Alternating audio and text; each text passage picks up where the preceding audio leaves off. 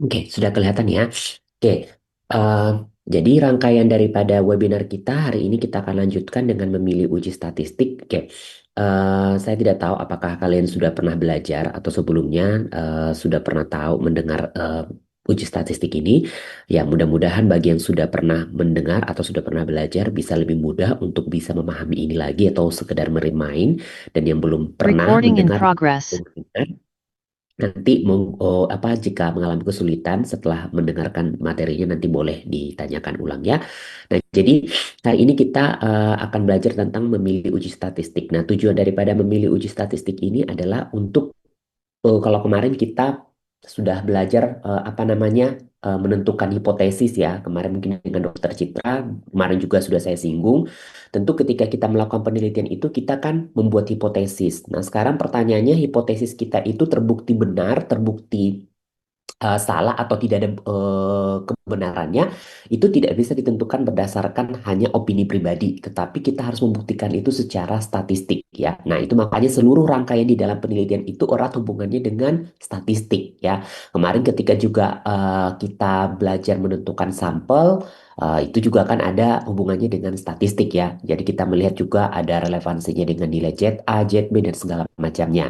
Dan sekarang pun ketika kita melakukan membuktikan apakah hipotesis kita benar, apakah hipotesis nolnya benar atau diterima ya, itu semua bergantung kepada statistik. Oke, sorry, bukan benar ya, tetapi dapat diterima ya. Konsepnya dapat diterima kalau di dalam penelitian, bukan benar atau salah karena bisa saja hasil penelitian kita itu di kita hipotesisnya bisa diterima, tetapi di tempat lain hipotesisnya tidak dapat diterima. Tapi bukan berarti penelitian tersebut tidak benar gitu ya. Jadi kalimat yang paling tepat untuk menggambarkan itu adalah hipotesisnya bisa diterima atau ditolak. Nah, untuk membuktikan itu kita membutuhkan uji statistik karena uji statistik itulah yang kita anggap sebagai parameter ataupun instrumen yang objektif untuk memastikan apakah hipotesis kita itu benar-benar dapat diterima atau ditolak. Nah, apa sih yang perlu kita pertimbangkan pertama sekali untuk memilih uji statistik? Dari banyak sekali uji statistik yang tersedia, pertimbangan-pertimbangannya apa saja, Dok? Yang pertama tentunya adalah kalian tuh penelitiannya apa? Makanya kemarin saya pastikan kembali, kalian sudah memahami betul nggak penelitian kalian itu jenisnya apa?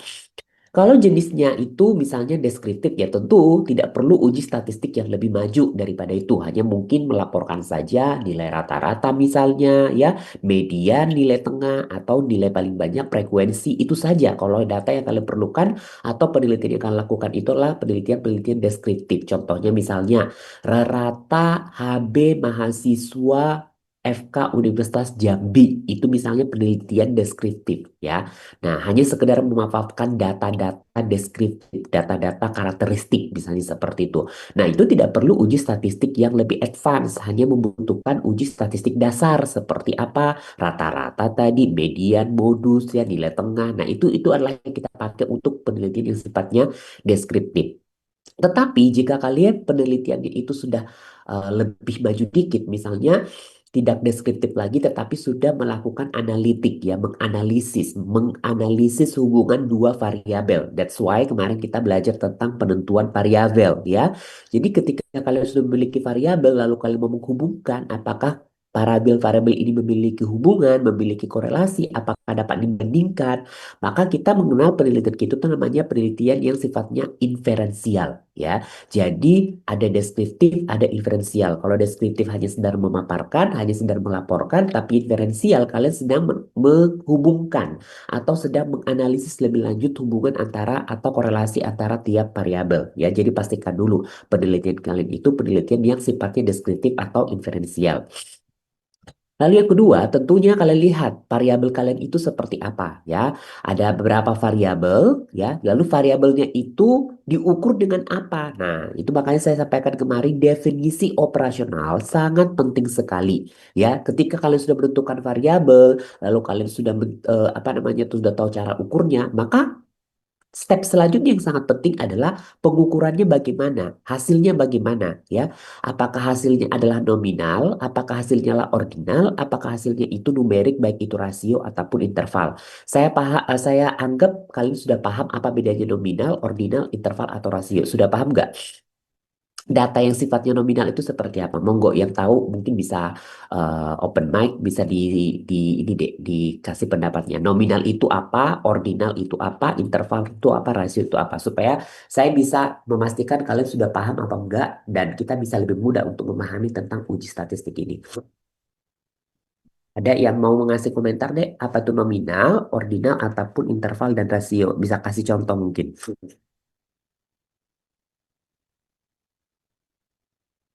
Izin dokter, Mm, kalau nominal itu dia kategorinya tuh tanpa urutan. Contohnya tuh dia tuh nggak bisa dibandingi besar atau kecil. Contohnya tuh kayak jenis kelamin.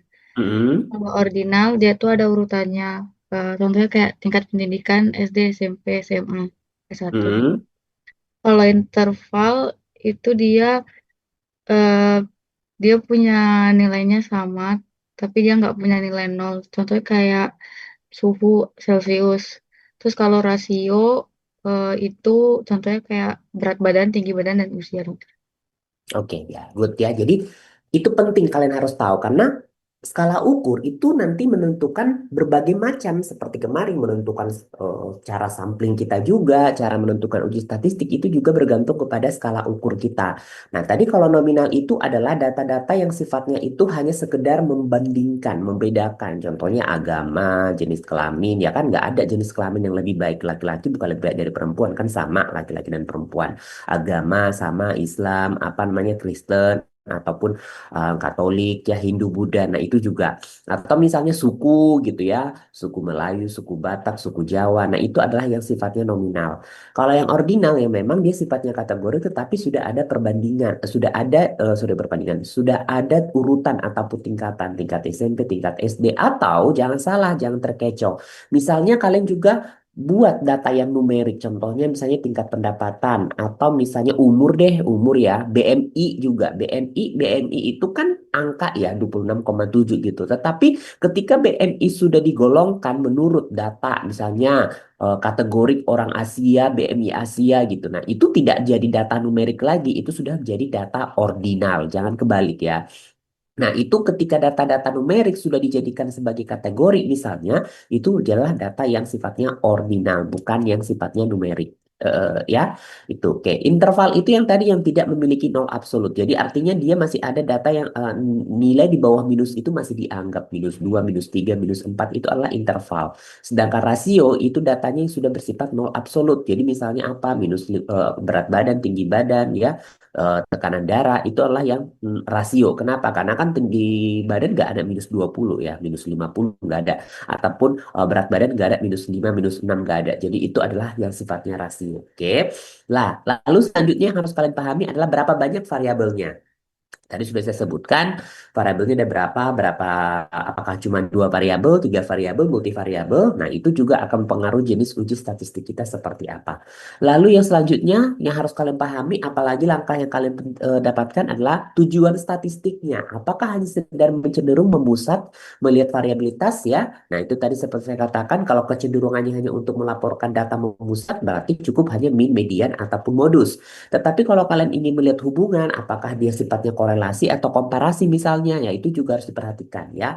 Nah, lalu juga perhatikan apakah ada mungkin kemungkinan-kemungkinan analisis lain yang mungkin dikembangkan. Misalnya contohnya, apakah kalian sudah melihat faktor-faktor yang paling berpengaruh misalnya, mau scoring. Nah, itu semua jenis-jenis uji statistik yang kalian harus pertimbangkan ketika sorry, dasar-dasar yang harus kalian pertimbangkan di awal untuk menentukan uji statistik yang kalian gunakan atau kalian pilih ya. Ini tadi dia.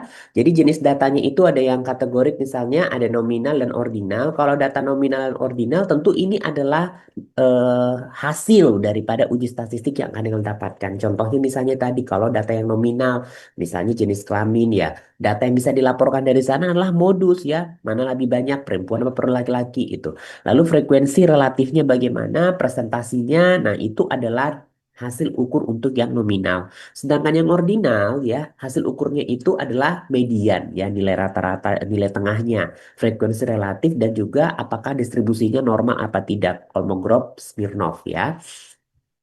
Nah, sedangkan untuk data numerik, tentu data numerik inilah yang bisa dilaporkan dalam berbagai banyak hasil ya, mulai dari rata-rata, keruncingannya bagaimana, nilai minimal bagaimana, maksimal, normalitas data, dan juga apakah data tersebut menyebar atau tidak yang kita kenal dengan istilah parametrik atau non-parametrik. Jadi jangan terkecoh ya. Jadi data normalitas itu artinya lah data yang menyebar dia ya, menyebar secara normal di populasi.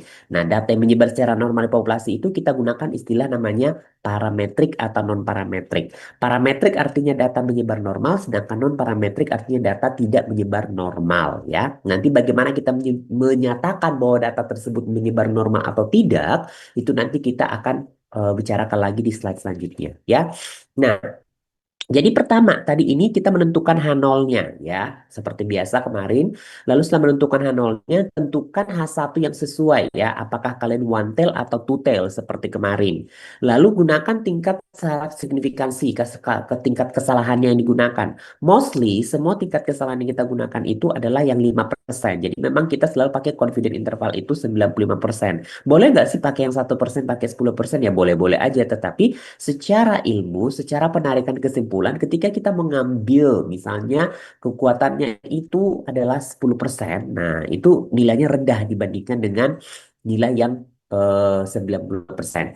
Nah, jadi tara signifikansi ini atau tingkat kesalahan yang alfa yang sebesar 5% inilah yang dikenal, kalau kalian mungkin sudah ada kakak kelas kalian atau kalian sendiri yang kalian sering baca kalau di dalam sebuah artikel, P di bawah 0,005. Jadi nilai P di bawah 0,05 itu baru dianggap dia ada perbedaan atau dianggap signifikan. Nah, itu berasal dari taraf signifikansi yang tingkat kesalahannya 5%. Itu berasal dari sana. Jadi jangan terkecoh ya. Lalu kalian bisa menentukan uji statistik yang dilakukan berdasarkan data sampelnya, lalu tentukan titik kritisnya, lalu bandingkan hasil uji statistik dengan titik kritis, lalu buat kesimpulannya. Nah, perhatikan di sini bahwa ingat hasil uji statistik yang kalian lakukan di sini itu adalah untuk membuktikan hipotesis secara statistik.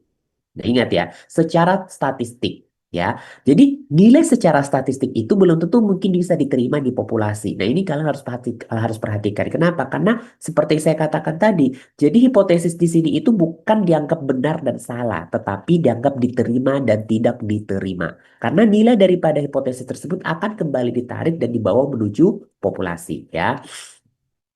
Nah, jadi ini dia cara memilih uji statistik yang benar. Tentukan dulu analisisnya tadi ya, apakah sifatnya komparasi, apakah korelasi, skala datanya bagaimana, nominal, ordinal, rasio, interval ya. Lalu uji normalitasnya untuk menentukan apakah dia parametrik atau non parametrik gitu. Lalu berapa kelompok yang terlibat ya, berapa kelompok sampel yang terlibat di dalam penelitian kalian, atau mungkin kelompoknya sama tapi berapa kali pengamatan. Lalu berapa variabelnya, berapa variabel bebas, berapa variabel terikatnya. Nah, itu semua harus diperhatikan sebelum memilih uji statistiknya. Nah, jadi ini dia kira-kira kesimpulannya ataupun risamnya ya. Apa-apa saja uji statistik yang dapat digunakan di dalam penelitian ya. Nah, tapi perlu kalian perhatikan di sini bahwa uji statistik yang ini itu adalah uji statistik yang masih sederhana sifatnya ya. Jadi masih yang paling sederhana. Kalau yang untuk advance nanti macam-macam lagi ya. Jadi kita tidak akan membahas yang lebih advance, tetapi kita mulai dari paling sederhana terlebih dahulu ya. Jadi seperti yang saya katakan tadi, lihat ya, jenis uji statistik kalian analisisnya apa? Apakah dia sifatnya mengkomparasi atau mengkorelasi ya? Mengkomparasi itu seperti membedakan, istilahnya itu ya, membedakan antara dua kelompok atau membedakan antara dua kali pengamatan, membedakan antar variabel. Nah, intinya itulah komparasi. Sedangkan korelasi itu adalah menghubungkan, mengkorelasikan, dan korelasi itu jelas berbeda hasilnya dibandingkan komparasi. Karena dalam korelasi itu nanti dia akan memiliki nilai R ya, nilai R ataupun nilai korelasi ya. Jadi nilai R ataupun nilai korelasi itu dianggap sebagai salah satu parameter yang melihat seberapa kuatkah hubungan antara satu variabel dengan variabel lainnya. Nangkep ya. Jadi kalau saya mengatakan misalnya Ada nggak sih hubungan antara BMI dengan kadar lipid dok gitu ya? BMI itu kan numerik ya, kadar lipid kan numerik ya hasilnya. Ada nggak ya hubungannya gitu? Oke, saya bilang ada ya. Orang yang gemuk itu pasti lemaknya lebih banyak gitu ya, LDL-nya lebih banyak gitu. Tapi pertanyaannya seberapa kuat dok gitu ya? Berapa kali kemungkinannya lebih kuat kalau misalnya dia BMI-nya itu dibandingkan dengan kadar lipid. Nah, untuk melihat seberapa kuatnya itu, itulah yang kita nilai dengan yang namanya korelasi atau R. Oke, nah tapi kalau kalian misalnya saya mau bilang beda nggak ya kadar lipid pada orang yang BMI-nya apa namanya BMI-nya obes dengan BMI-nya yang overweight. Nah ini kan berarti ada dua orang nih dua kelompok overweight dan obesitas ya.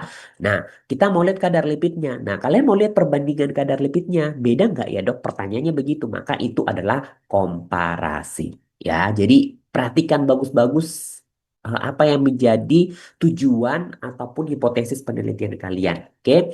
Nah, sekarang kita lihat. Tadi seperti yang saya katakan bahwa untuk menentukan uji statistik itu kalian harus melihat apakah dia sifatnya parametrik atau non parametrik. Apakah data yang kalian gunakan itu adalah data yang sifatnya berdistribusi normal atau tidak berdistribusi normal ya. Jadi kalau misalnya dia parametrik itu otomatis yang akan jadi yang dipastikan dia parametrik itu apakah datanya berdistribusi normal atau tidak itu adalah data-data yang sifatnya interval ataupun rasio ataupun data yang sifatnya numerik.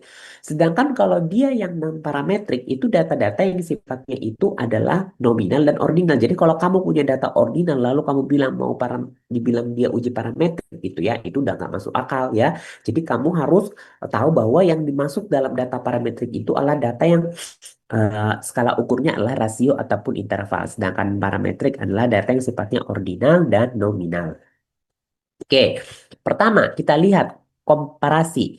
Jadi kalau di komparasi dan di sini kalian hanya mau menguji antara populasi versus sampel. Jadi hanya satu kelompok nih.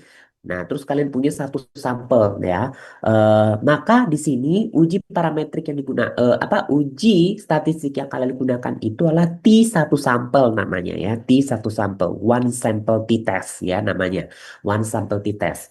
Sedangkan untuk non-parametrik dia misalnya, kalau dia hanya satu kelompok, kita gunakan namanya Kolmogorov, Smirnov, ataupun satu sampel ya. Perhatikan ini ke kanan ya.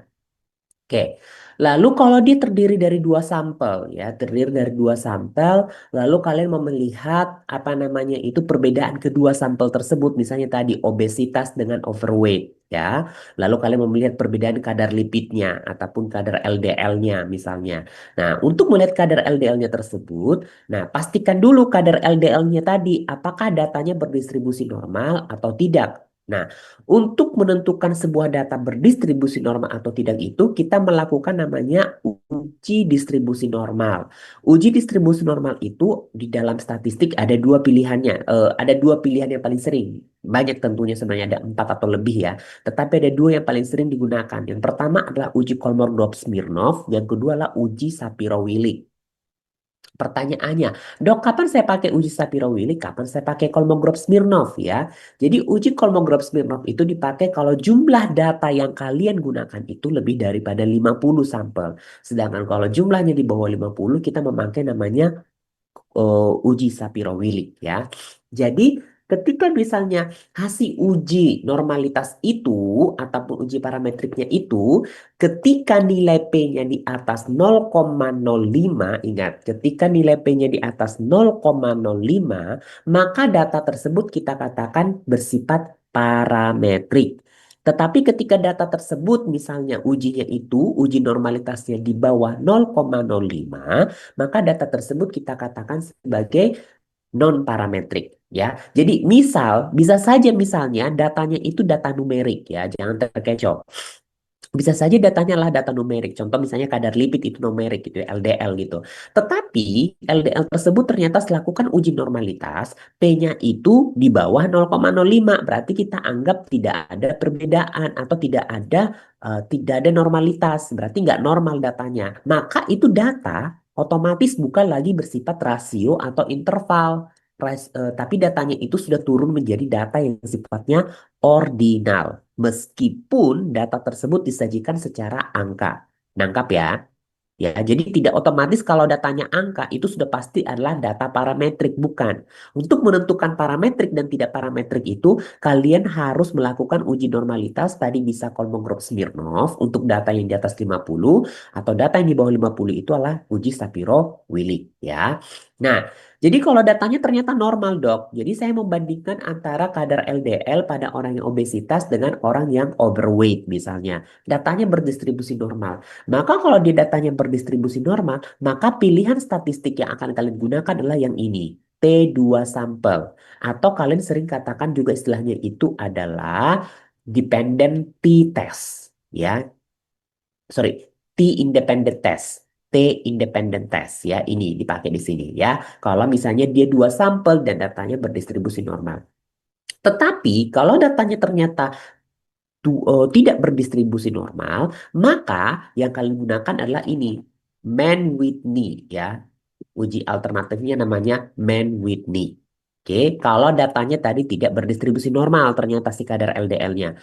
Nah, lalu kalau ternyata misalnya kadar LDL-nya itu, kalau data yang kalian gunakan misalnya adalah kategorik ya dan nominal, tapi kan kadar LDL-nya itu bisa dilihatnya gimana nanti ya. Kita pakai namanya uji X2 ataupun chi-square ya, chi-square. Nah, Dok, gimana tuh misalnya perbedaan kadar lipid pada pasien obesitas dan overweight yang dibuat nominal ya? Bisa aja misalnya ada kadar lipidnya normal dan tidak normal. Itu kan data kategorik. Ini nominal, nominal kan datanya. Nah, jadi itu bisa kita gunakan hasilnya lalu lakukan uji chi-square.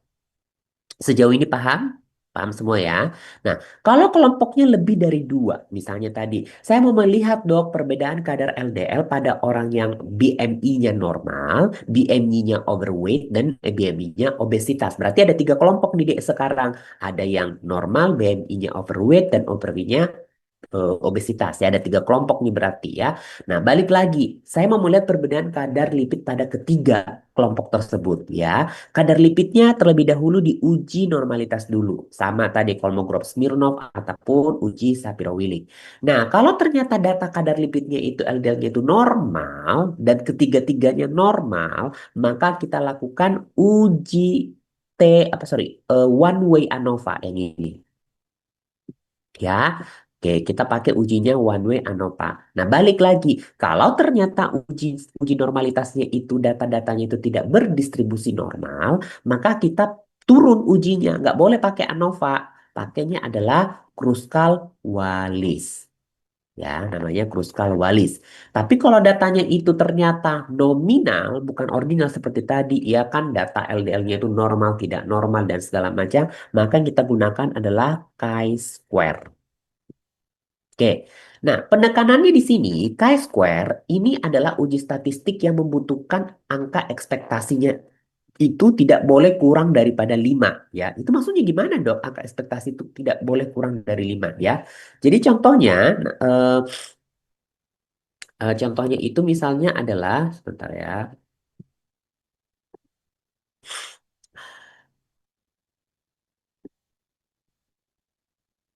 Oke, perhatikan. Jadi kan misalnya nanti kalian melaporkan sebuah data seperti ini ya. Jadi dibuat tabel 2 kali 2 misalnya ya.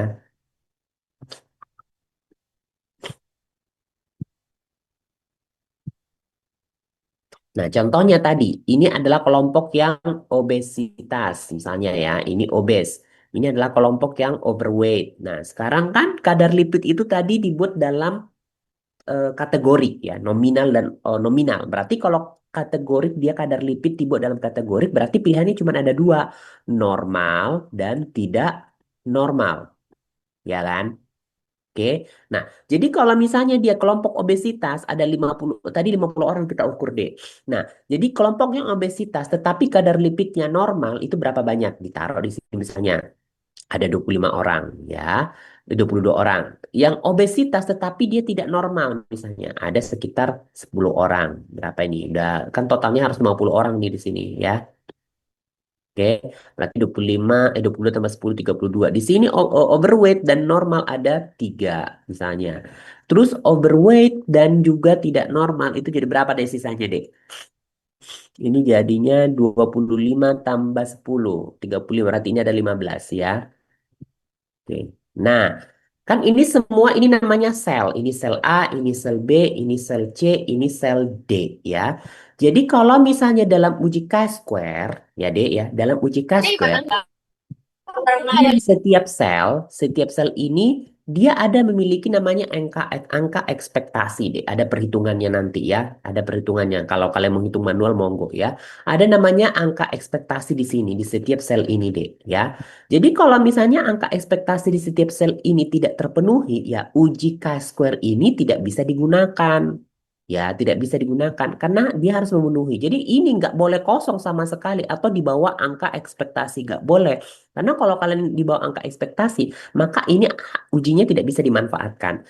Nah, itu yang harus kalian pahami. Maka ketika kalian mau memilih uji chi-square, salah satu modalnya yang paling penting itu adalah jumlah sampelnya tuh harus banyak. Ya, karena di sini dia harus memenuhi setiap sel yang digunakan. Terlebih ketika sel yang kalian gunakan itu dia ternyata selnya harusnya bukan hanya satu apa namanya, bukan hanya satu kali satu gitu ya, bukan hanya dua kali dua, tetapi ternyata tiga kali dua, tiga kali tiga, berarti ada sembilan nanti ini deh, A B C D E F G H I. Nah itu semua harus terpenuhi sebanyak 9 kali 9 sampel ya. Jadi itu sangat penting sekali kalau kalian mau menggunakan yang namanya uji Chi-square ya, harus diperhatikan terlebih dahulu ya. Oke, ada yang mau ditanya dulu sebelum lanjut?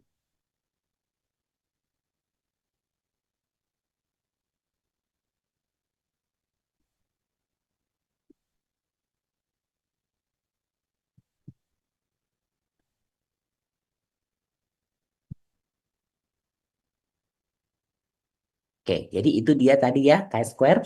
Lalu yang selanjutnya, kita punya ternyata penelitian yang dimana ternyata dia di sini dia satu sampel misalnya ya, dia satu sampel, tetapi satu sampel tersebut memiliki dua kali pengamatan. Contohnya misalnya pasien-pasien yang mau saya kasih misalnya ekstrak bunga apa gitu ya, ekstrak bunga papagan misalnya untuk menurunkan kadar gula darah pada pasien dengan diabetes, misalnya seperti itu ya. Nah, jadi di sini kan pasiennya kan pasien diabetes ya, Dik, ya, berarti satu kelompok saja. Tetapi kita mau melihat kadar gula darahnya itu dilihat sebelum dan sesudah minum ekstrak obat tersebut. Berarti ada dua kali pengamatan. Nah, ingat, kadar gula darah tadi itu adalah sifatnya numerik. Kalau kadar gula darah tersebut sifatnya numerik, maka balik lagi kita harus melakukan uji normalitas.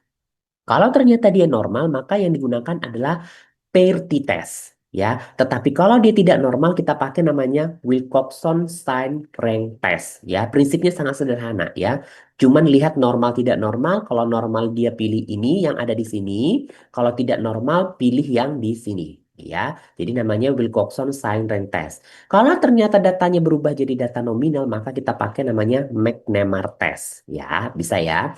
Nah, kalau jumlah pengamatannya lebih dari dua kali ya, lebih daripada dua kali, oke. Nah, misalnya tadi kadar gula darahnya diperiksa sebelum minum obat ekstrak tadi, lalu 1 jam setelah minum obat ekstrak, 2 jam setelah minum obat ekstrak, berarti kan ada 3 kali pengamatan tuh dek. Berarti kita pakai uji ANOVA atau repeated ANOVA. Beda ya, ini one way ANOVA, ini repeated ANOVA atau ANOVA sama subjek. Ya, kalau ternyata datanya tidak berdistribusi normal, ya sama lagi ya, kita turun ke sini namanya ujinya adalah uji Friedman. Kalau datanya adalah kategorik ya, maka kita pakai namanya adalah uji Cochrane. Bisa ya, paham ya. Nah, lanjut di sini ada namanya uji korelasi. Tadi uji korelasi yang seperti yang saya katakan ya, dia tuh melihat hubungan antara satu variabel dengan variabel lain yang dinyatakan dengan nilai R. Ya, di sini dia ada dua jenis, ada yang namanya interdependensi, ada yang sifatnya dependensi ya. Kalau interdependensi itu, maka kita pakai yang namanya adalah uji korelasi Pearson kalau datanya berdistribusi normal. Kalau dia datanya tidak berdistribusi normal, kita pakai namanya uji korelasi Spearman. Ya, kalau datanya bersifat kategorik atau nominal, kita pakai yang sifatnya kontingensi C atau lambda namanya ya. Kalau dia jenis korelasinya sifatnya dependensi, ada hubungan antara A dan si B yang sifatnya saling timbal balik, maka kita pakai uji yang namanya regresi linear. Ya, Atau kalau misalnya dia datanya sifatnya ordinal, kita pakai regresi polinomial. Dan kalau dia bersifat nominal, kita pakai namanya regresi logistik. Oke, perhatikan dulu bagus-bagus sekarang semuanya. Oke, boleh mungkin dicatat dulu atau di screenshot dulu karena setelah ini saya nanti akan kasih contoh, kalian coba tebak bijinya apa saja. Oke, saya kasih waktu 1 menit ya untuk memperhatikan. Kalau ada yang mau dipastikan dulu ditanya, monggo supaya saya bisa memastikan nanti selanjutnya kita lanjut ke contoh-contoh pastinya. Oke, sudah ya, sudah coba di screenshot dulu, dipoto atau dilihat.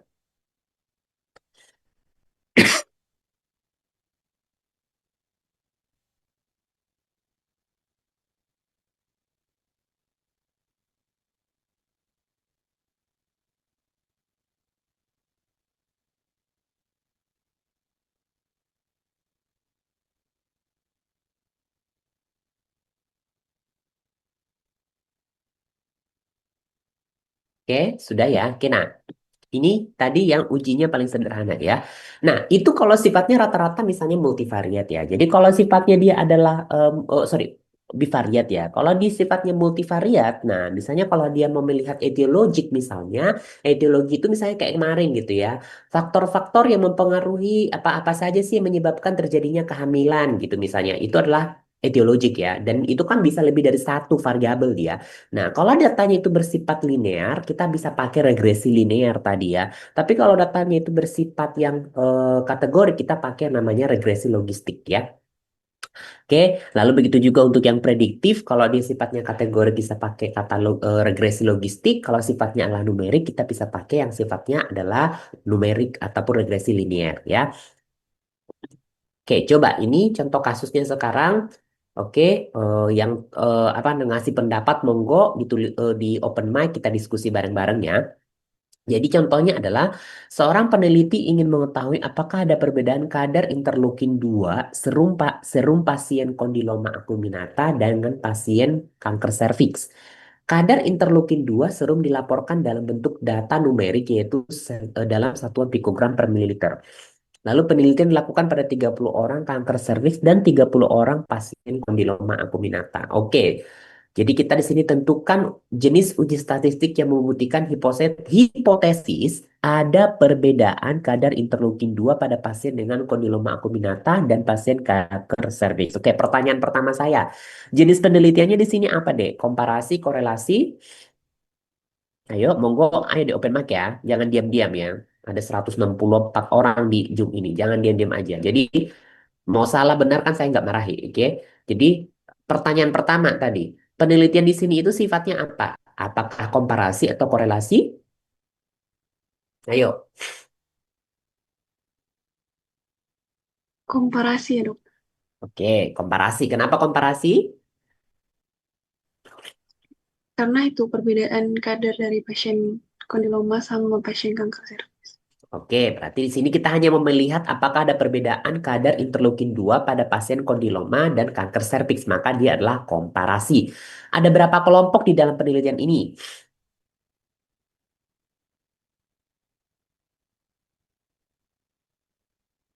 Ada berapa kelompok, Dek? Ada dua, Ya, mana aja? Kelompok yang apa dan apa, Dek? kelompok ini pasien kondiloma acuminata sama pasien kanker serviks. Oke, jadi ada dua kelompok, pasien kondiloma acuminata dan pasien kanker serviks. Oke, benar. Ada berapa kali pengamatan?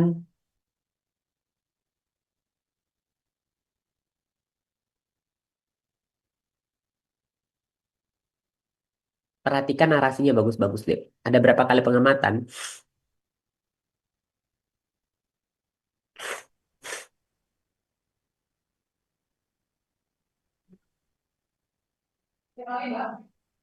Ayo, Dek.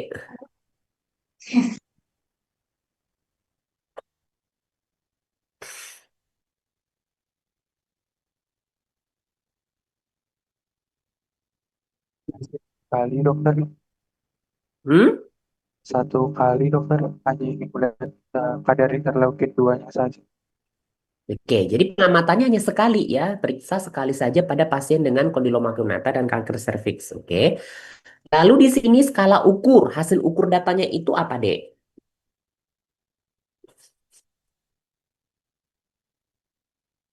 Hasil ukurnya apa?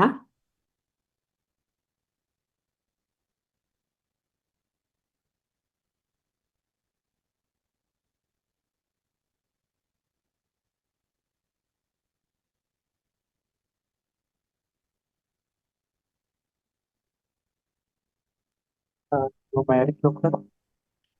Ya, datanya numerik kan udah ada dibuat di situ numerik ya.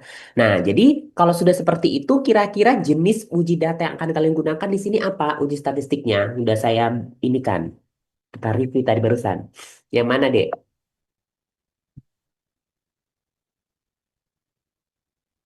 Yang mana yang kalian pakai? Oh, sorry. Selanjutnya kita ngapain dulu, Dek? Datanya numerik. Setelah tahu datanya numerik, diapain, Dek?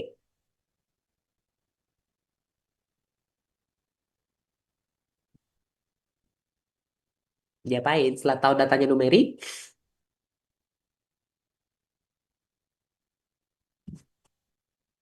ayo, tadi diapain, Dek?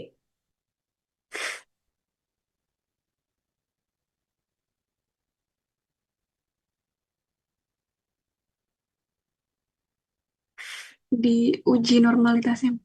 Oke, uji normalitas, benar. Uji normalitas yang digunakan apa? Kalau gini,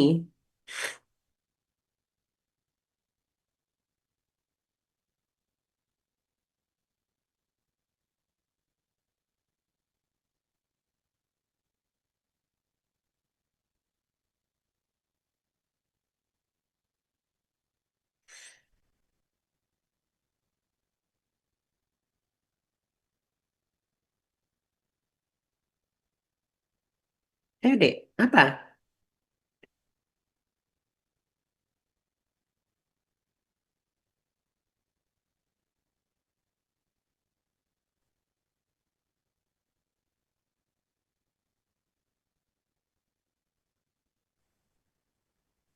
Apa uji Iz- normalitasnya tadi? Waduh, Izin dokter, yang ah, Sapira Wild dokter, kenapa Sapiro Wilk?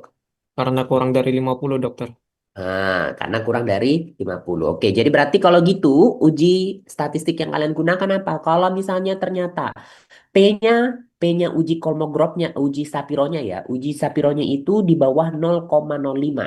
Kalau P-nya di bawah 0,05 berarti ujinya apa?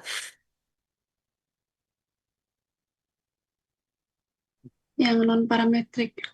Ya, yang mana? Kan non parametrik banyak. Namanya apa? Makanya tadi saya suruh di screenshot dulu.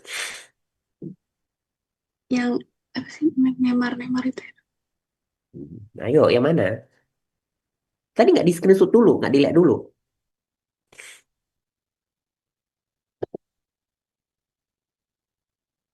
Yang mana berarti?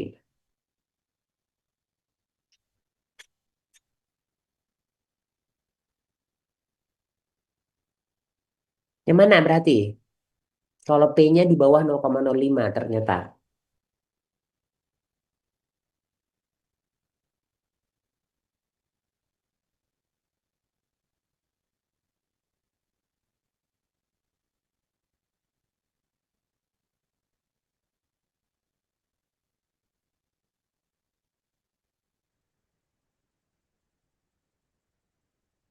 Loh kok Kolmogorov Smirnov?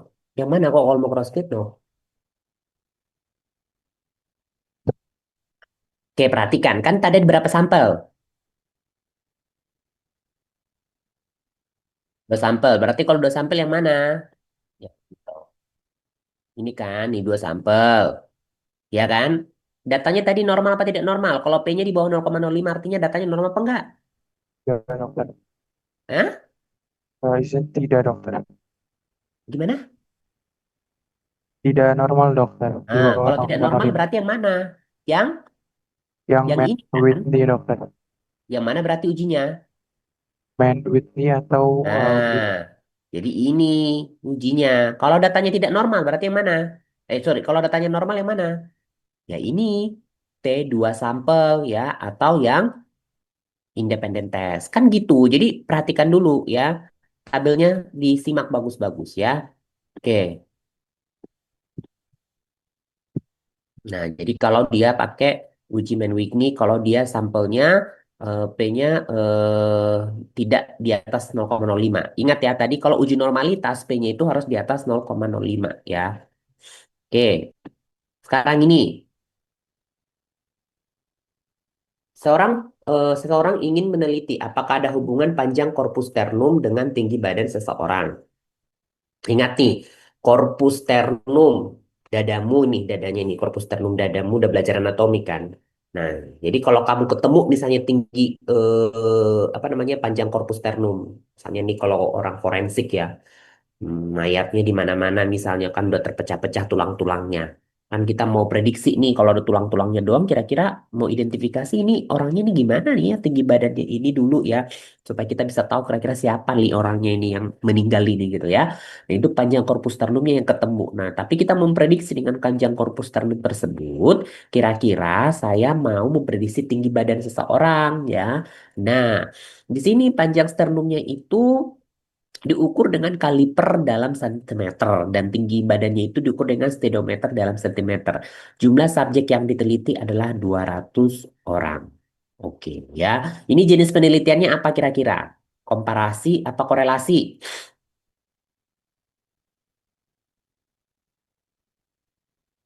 Korelasi dok. Nah, jadi penelitiannya adalah korelasi karena kalau melihat mau ada nggak ya hubungannya atau ada nggak ya kira-kira relasinya antara panjang sternum dengan tinggi badan. Ya gitu kan? Nah, jadi kalau panjang sternumnya misalnya sekian X misalnya, maka nanti tinggi badannya jadi Y. Nah, itu kan kalau kita mau lihat. Jadi dia harus korelasi ya di sini. Oke, di sini untuk apa namanya itu jenis datanya di sini apa? Numerik, kategorik, Dek?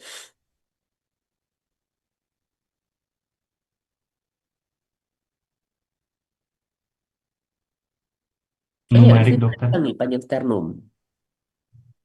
Kategori apa numerik? Numerik dokter. Oke, datanya adalah numerik. Oke, jadi sudah korelasi numerik. Berarti kalau di numerik diapain dulu, Dek? Diuji apa?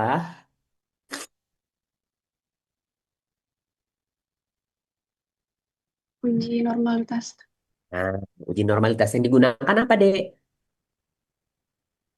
Uji normalitasnya.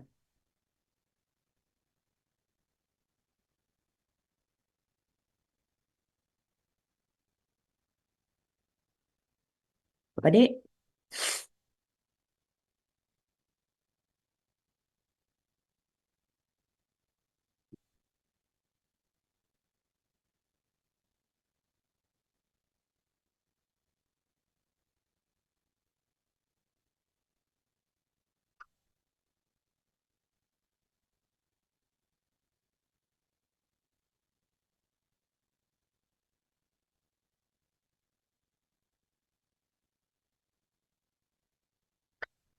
Apa, Dek, uji normalitasnya?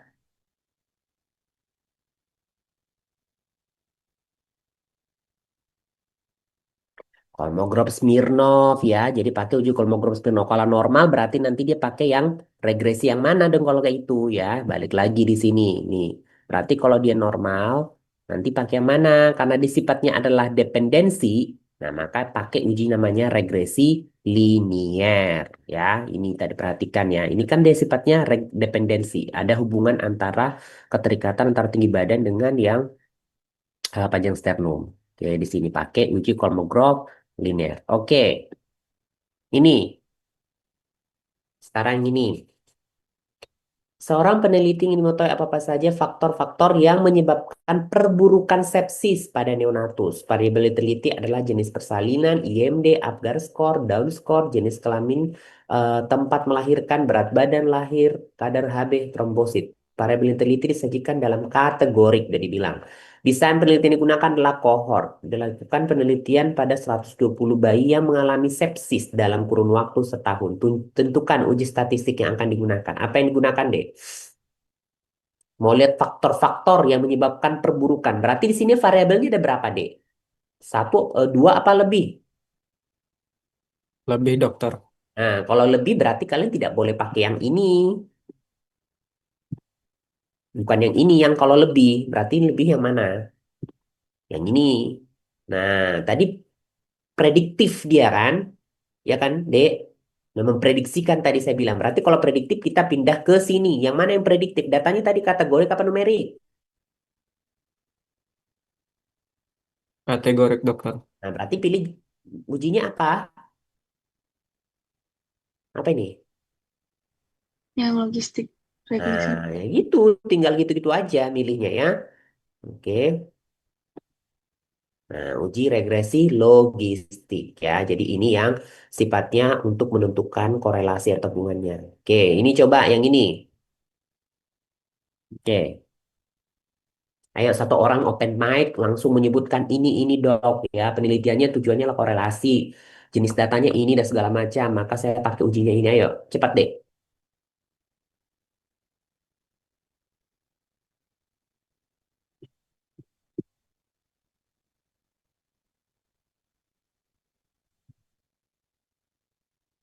Ayo,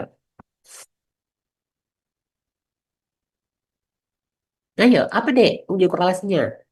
Hmm.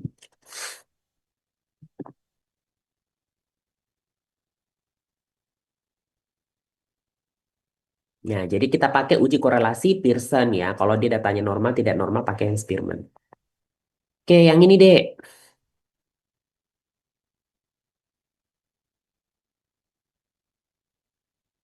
Datanya bersifat kategori kurang, cukup, dan sangat puas. Ya, pengukuran dilakukan satu kali pada 100 orang DM dan 100 orang yang CHF. Berarti ada berapa kelompok nih, Dek?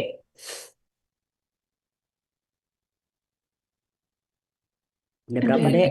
Dua, dokter. Dua kelompok dokter. Oke, datanya bersifat apa di sini? Apakah nominal ordinal?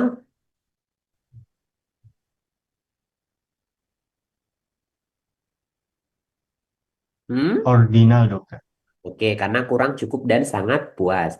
Berarti uji hipotesisnya pakai yang mana, Dek? Ada dua kelompok dengan tiga. Nih, ada tiga kategori ini hasilnya. Berarti pakai yang mana, Dek?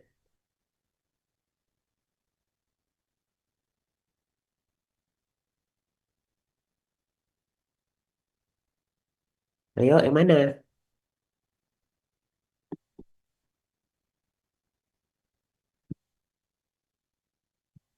Yang mana?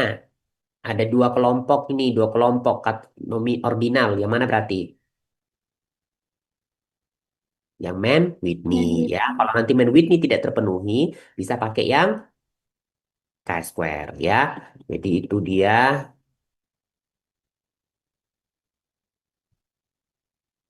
Ini coba jenis ujinya apa, Dek?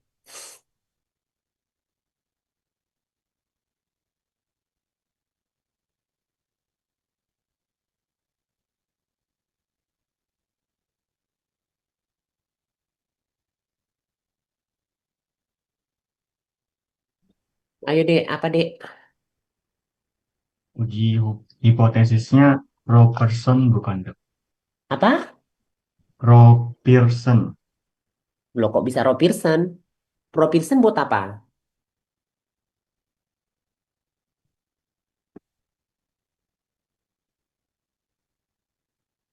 Ada yang bilang uji T independen. Ngomong aja, Dek, ngomong aja biar langsung aja nggak apa berkomentar.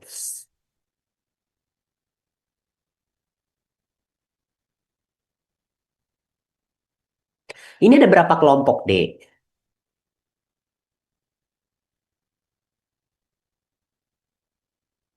Dua kelompok dokter. Dua kelompok. Mana kelompok yang mana sama yang mana?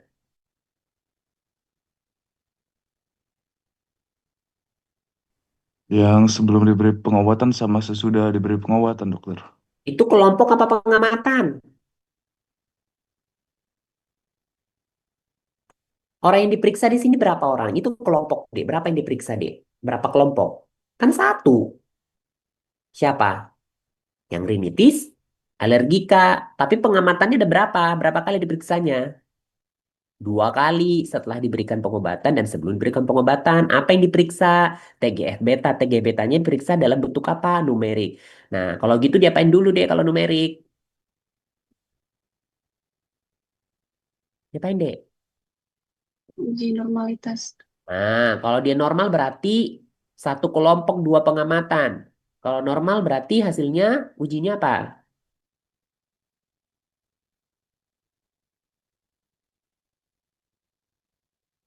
Ayo,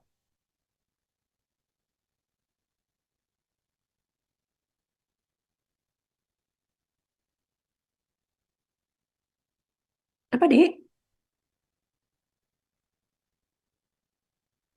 Yang paired t-test bukan?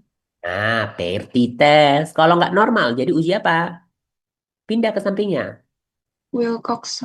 Nah, ya gitu tinggal gitu deh pengamat. Lihat di sini yang diperiksakan orangnya cuma satu rinitis alergika, tapi diperiksa sebelum dan sesudah ya. Ini dia, oke. Oke, jadi itu dia contoh-contohnya deh ya. Saya rasa kalian sudah bisa paham ya apa yang saya sampaikan di situ ya.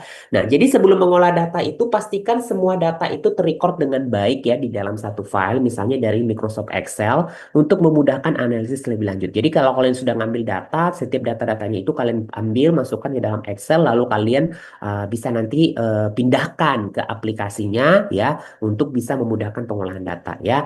Nah, jadi aplikasi untuk mengolah data itu banyak sekali ya. Excel juga bisa deh ngolah data ya statistik, tapi ya itu agak ribet karena pakai rumus-rumus ya. Nah, yang paling sering digunakan contohnya lah SPSS, lalu juga Stata, ada R, ada JASP, Jamovi, Grepet macam-macam ya. Itu adalah aplikasi-aplikasi yang bisa kita gunakan untuk mengolah data ya, itu mengolah statistik. Oke, itu dulu topik yang pertama ya. Ada yang mau ditanyakan dulu, silakan deh.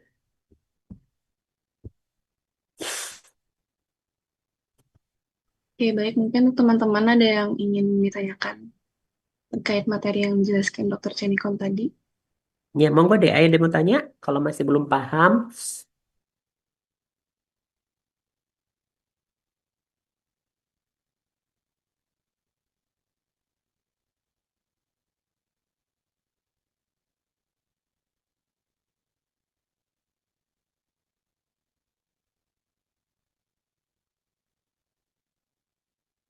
Mungkin bisa untuk dilanjutkan terlebih dahulu, sepertinya dokter.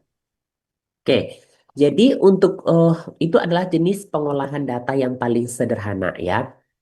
Nah, ada jenis pengolahan data yang lebih advance lagi macam-macam deh ya. Ada apa namanya ya undercurve, tapi kita tidak akan membahas itu. Nah, sekarang saya akan menunjukkan sebentar ya pengenalan akan software ya. Jadi kan softwarenya tadi saya bilang macam-macam ya. Bisa ada SPSS, ada Stata ya, ada yang JASP dan segala macamnya. Nah, ini terserah sebenarnya kalian mau pakai yang mana ya. Aplikasi tersebut sifatnya kalau misalnya seperti SPSS atau Stata itu kan berbayar ya Dek ya. Jadi kalian harus bayar aplikasinya karena ada lisensinya. Tetapi beberapa aplikasi yang lain itu tuh tidak berbayar, gratisan. Contohnya misalnya JASP itu tidak berbayar ya, atau R itu tidak berbayar. Tetapi biasanya dia tingkat kesulitannya ada. Kalau R itu dipakai coding dan JASP itu dia memang harus masukkan dulu ke Excel baru dia kita bisa olah ya. Jadi saya coba tunjukkan contohnya ya, Dik ya.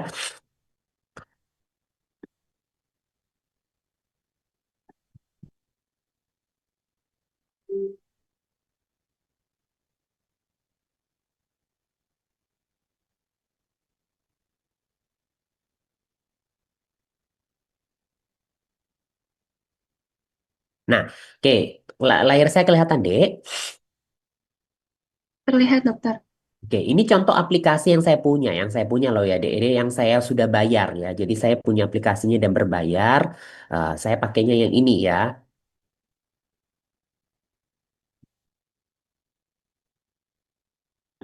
Oke, lalu ini juga bisa kalian lihat JASP di sini ini gratis. Jadi bisa pakai JASP ataupun GrabPad. Nah, jadi kalau misalnya GrabPad dia itu tampilannya seperti ini deh ya. Nah, jadi setiap aplikasi itu ya macam-macam ya ininya, programnya, cara tampilannya ya. Yang paling sering kalian gunakan mungkin ya contohnya adalah si SPSS. Nah, tapi kalau saya karena sering pakai yang GrabPad ya. GrabPad ini kenapa saya pilih ya? Tentu ada jualan tiap aplikasinya, Dek ya. Kalau Grabpad ini dia lebih cantik dia tampilan gambarnya, ya lebih colorful full ya, dan lebih bagus dia gambarnya ketimbang dengan menggunakan SPSS apa menggunakan Stata atau R dan yang lain-lain lah ya.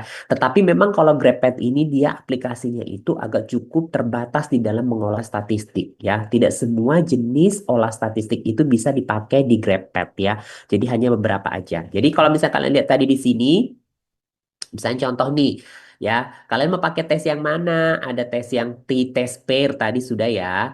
Ya, t-test unpair sudah itu yang t independent. T-test pair itu yang tadi yang apa namanya itu pair t-test ya. Nah, terus yang t-test one sample tadi yang satu sampel. Ada yang one way ANOVA tadi ya yang lebih daripada dua kelompok ya. Itu ada namanya ordinary one way ANOVA. Ada repeated measure one way ANOVA. Itu yang mana? Itu yang ANOVA yang tadi lebih dari dua kali pengamatan. Nah, jadi itu dari awal kalian sudah pilih dulu, tentukan dulu. Nanti misalnya saya mau pakai yang t-test yang unpair. Tinggal saya klik ya, misalnya contohnya gitu ya. Lalu saya create di sini saya klik.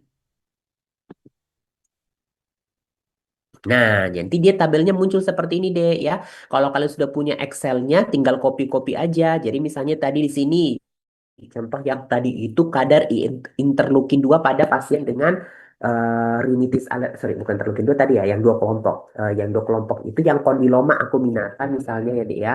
Ya tinggal tulis aja di sini kondiloma. Nah, di sini yang H kanker serviks ya. Oke. Nah, oke, kadarnya masukkan ini. Ini ada 20, 56 misalnya ya, 67, 68, lalu di ini 75 misalnya ya. Ini tuh 64, lalu ini 60, 54, 55, nah 5, 65. Oke. Mana? Contohnya seperti ini ya, dia ada 10. Berarti kalau dia 10 berarti tadi dia datanya normal. Sorry, datanya itu numerik. Lalu ada 10 data, berarti diapain, Dek? Pertama sekali tadi, kalau data numerik itu diapain dulu tadi, Dek? Uji normalitas, dokter. Nah, uji normalitas. Biasanya di sini, kalau di ini grepet ya, Dek ya. Di analyze, di sini. Nah, jadi kalau dia analyze, nanti pilihannya semua keluar di sini, Dek, kalau grepet ya. Nah, di sini pilihannya itu bisa pertama, deskriptif statistik dulu ya. Kita pilih deskriptif statistik. Ya, oke. Yang mana yang mau dideskriptifkan? Ada kondiloma sama si kanker serviks. Oke, kita pilih oke. Nah, dia nanti akan menawarkan apa saja yang mau diolah. Yang pertama, deskriptif statistik itu tentu yang paling sederhana deh. Mean, standar deviasi, SEM-nya berapa. Lalu bisa ditambah dengan confidence interval dari tiap mean, confidence interval dari tiap median. Lalu setelah itu kita bisa pilih berapa digit deh di belakang nol. Bisa 4, 2, lebih cantik 2 aja kita oke kan. Oke, nah ini hasilnya. Maka kita lihat di sini hasil statistiknya itu nilai minimumnya pada kelompok kondiloma itu 23, pada kanker serviks 34, maksimumnya itu 75, lalu yang kanker serviks itu 77. Nah, ini dia ya. Ini untuk data yang sifatnya masih deskriptifnya ya. Nah, saya tadi mau analisis statistik yang normal tidak normal, Dok, ya. Oke. Nah, di sini oke, di sini dia normality and log normality test. Ya, ini dia. Saya mau lihat normalitinya dulu, Dok. Oke, tinggal oke kan saja. Nah, ini dia pilihan analisisnya. Bisa Agustino Pearson, Anderson Darling, Sapiro Wilk, dan Kolmogorov. Seperti yang saya katakan tadi itu, uji normalitas itu paling sering digunakan yang Sapiro Wilk sama Kolmogorov Smirnov. Nah, karena ini datanya adalah di bawah 10, maka kita pilih yang Sapiro. Tapi kita klik aja semua ya. Kita klik. Oke, nanti hasilnya keluar seperti ini deh. Nih perhatikan. Karena kita tadi pilih yang Sapiro, nah perhatikan di sini bahwa kondiloma itu dia nilai Sapironya nilai daripada normal tesnya itu 0,933, kalau kanker serviks dia 0,96. Berarti datanya normal apa enggak, Dek? Tadi saya bilang kalau normal itu harus di mana? Di atas 0,05. Berarti ini normal apa enggak? Normal, Nor- dokter. Hah? Normal. Normal, berarti datanya normal. Oke, berarti baik si kondiloma si kanker serviks dia datanya normal. Kita balik lagi. Nah, tadi pertanyaannya kita mau lihat perbedaan antara interleukin 2 pada pasien kondiloma dan kanker serviks. Maka kita lakukan analyze lagi. Ya, kita tadi mau lakukan tesnya apa deh kalau gitu?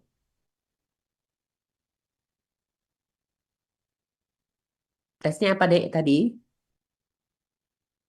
Kalau normal, apa deh? Man Whitney dokter. Kalau normal, masa main with normal. Pertama tadi apa? T2 sampel, dokter. Nah, T2 sampel berarti pilih ini T-test. Nah, oke, pilih T-test. Oke. Nah, di sini dia pertanyaannya, asumsinya normal apa enggak ya? Ya normal ya. Berarti tesnya apa? Unpaired T-test. Kita pilih nih unpaired T-test. Tinggal oke. Oke. Nah, inilah hasilnya deh ya. Perhatikan yang diartikan dalam sebuah statistik itu yang mana deh yang dilihat ini? Ini unpaired T-testnya, lihat p-value-nya yang ini. Dia dikatakan signifikan hasilnya kalau P-nya di bawah 0,05. Di sini P-nya 0,8863. Normal, berarti normal. Signifikan apa tidak signifikan, Dek?